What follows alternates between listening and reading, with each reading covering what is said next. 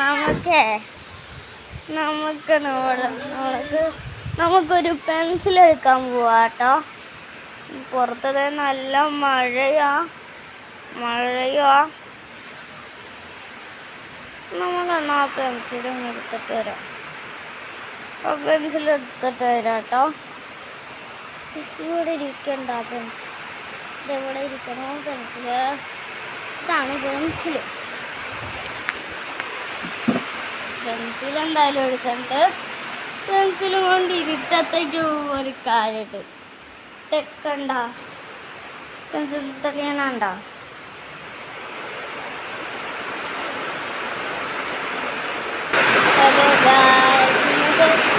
ഇത്രയേ ഉള്ളൂ.